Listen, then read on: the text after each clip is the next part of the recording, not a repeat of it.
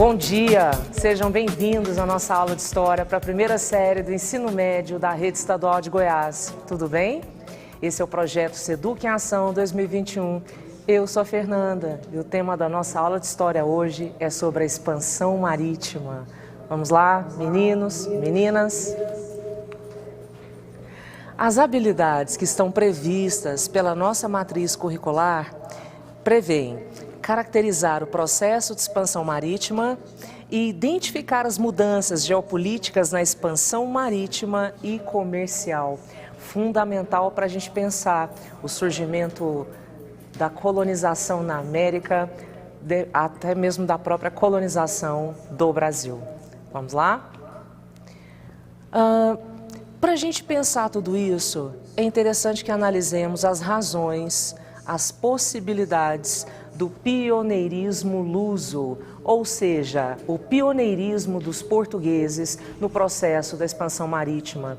Ainda no final do século XIV, nós já observávamos ali toda essa transição da Idade Média, a formação de reino, a formação então de um poder absoluto, a formação então de um Estado nacional. Vejamos como tudo isso vai favorecer muito aos portugueses, no sentido de terem sido os pioneiros nesse processo, tá? A priori, nós vamos ter a posição de Portugal muitíssimo privilegiada.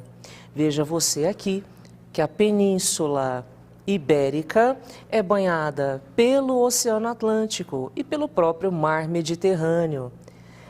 Portugal, aqui, em função das mudanças políticas, geopolíticas, vai consolidar o seu Estado nacional, tá?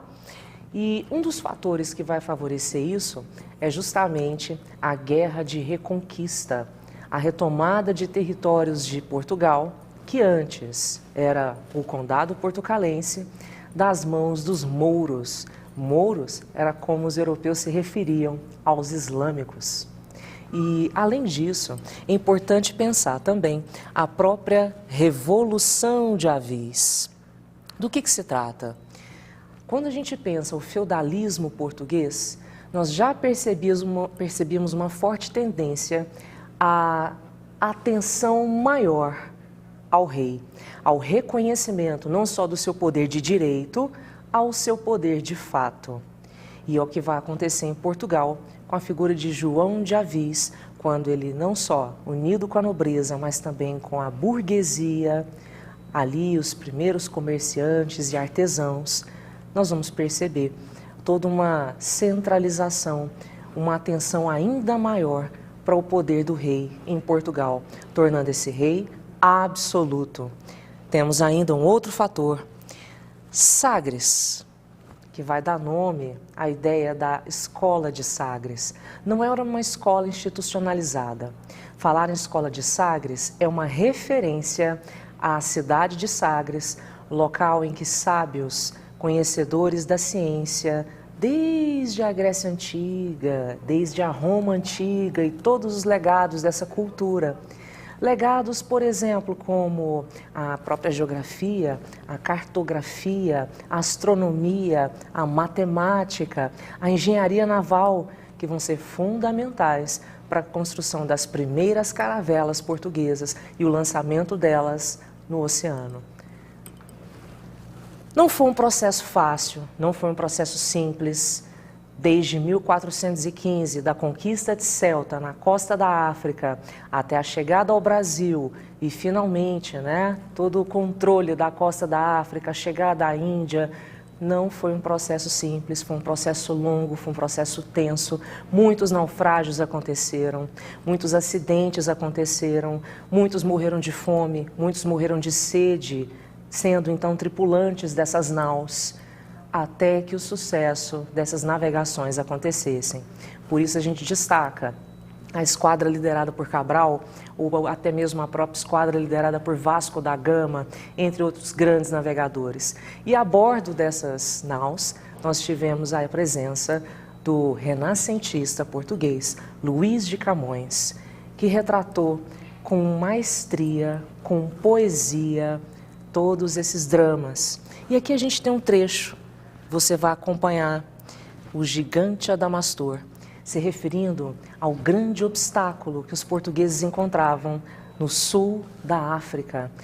Hoje a gente chama ali de Cidade do Cabo, mas antes era conhecido como Cabo das Tormentas, uma região difícil de navegar, encontro de oceanos, uma intensa alteração de temperatura, de maritimidade, o que para a época, século XV, tornava muito difícil fazer com que as naus vencessem essa região e alcançassem a região das Índias. Camões traduziu esse obstáculo geográfico em forma de poesia, se referindo ao monstro que emergia do mar, o gigante Adamastor que engolia as caravelas. Isso é um trecho, né, do maravilhoso Os Lusíadas, uma referência à bravura, ao heroísmo, a toda essa questão que envolve o protagonismo, o pioneirismo dos portugueses na expansão marítimo-comercial. E pensando nisso, deixo para vocês a sugestão do filme O 1492, A Conquista do Paraíso. É uma relíquia do cinema, tá? Material produzido pelo brilhante Ridley Scott. É um material de 1992 para comemorar os 500 anos do descobrimento da América por Cristóvão Colombo, a serviço da Espanha. Então nós temos aí a navegação, todo o processo da expansão marítima, a priori protagonizado pelos portugueses. Mas não vai demorar muito tempo e nós vamos perceber os espanhóis também lançando as suas caravelas e os seus projetos de circunnavegação. Quando você assistir ao filme, você vai perceber cenas, trilhas sonoras que vêm ao encontro dessa discussão sobre a influência do renascimento cultural, a influência do absolutismo monárquico na construção do Estado Nacional Espanhol e como tudo isso favoreceu esse grande empreendimento rumo às Índias, mas contemplando o descobrimento da América. Assista, você vai gostar muito, tá? Pensando nisso que eu estou te colocando, sobre as influências de renascimento cultural, as influências do absolutismo monárquico e toda a consolidação do Estado Nacional Espanhol, é importante pensar. Colombo, genovês, contemporâneo de Leonardo da Vinci, contemporâneo de outros grandes renascentistas, defendia a esfericidade do planeta Terra e, portanto, sua grande possibilidade de ser navegável.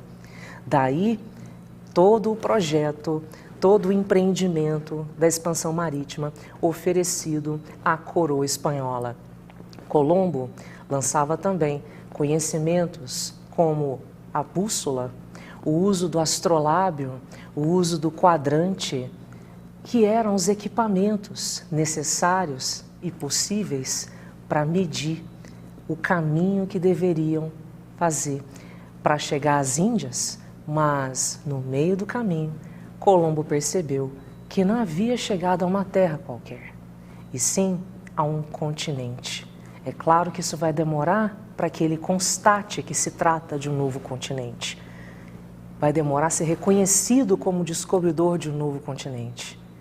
Mas foi em 12 de outubro que, navegando e sendo o capitão do Pinta, Nina e Santa Maria, 12 de outubro de 1492, Colombo, então, ancorou em Santo Domingo, hoje República Dominicana.